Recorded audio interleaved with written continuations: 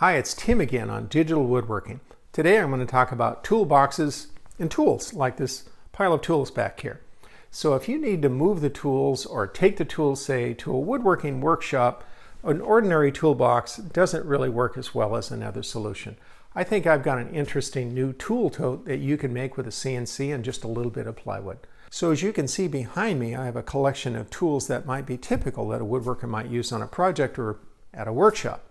So I have chisels back here, screwdrivers, angle gauge, an awl, marking knife, wrench, block plane, mallet, glue, hammer, a saw, and a folding rule. So rather than put tools in a toolbox with a limited number of dividers where it becomes hard to even find the tools, I've designed a tool tote that fits in this box. It's right here. And if this looks familiar, it should. It's a Tanos or a Festool Systainer box. I believe this is a number 4. And inside, I've been able to pack away all of the tools that you just saw in an organized manner. Let's have a look. So what I have here is the same collection of tools that you saw on the table.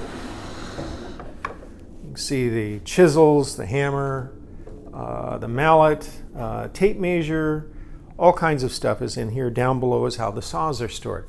There are a handful of tool organizers and inserts available for Festool and Tanos toolboxes available online. Most of the ones I found are in Europe. But what's a little bit different about this one is, well, first of all, I'm giving the plans away for free. The second thing is I wanted to make it so this particular tool tote would actually break down instead of being a permanent thing that you glue or assemble. Let me show you how that works. So this is one of the side walls, as you can see, of the tool tote. That's the part here and here.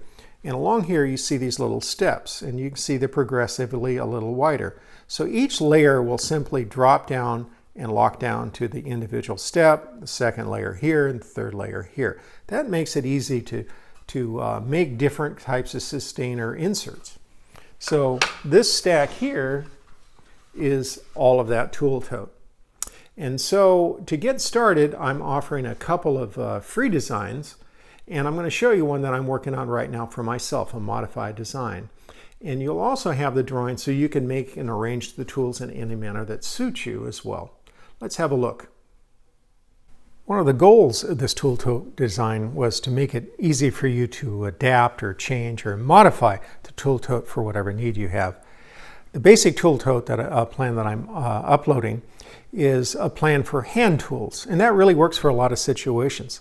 But in my case, I found out that I don't really use this section here very much. So what I'm going to do is I'm going to put a new hole in here, a slot in fact, to put this case. I use digital calipers all the time.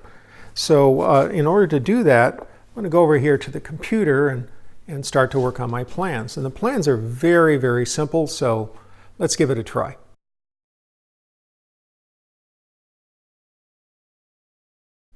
The tool layouts for these two toolboxes are for hand tools. As you saw earlier, I started to make a version that allowed for me to put in a digital caliper case down on this end down over here.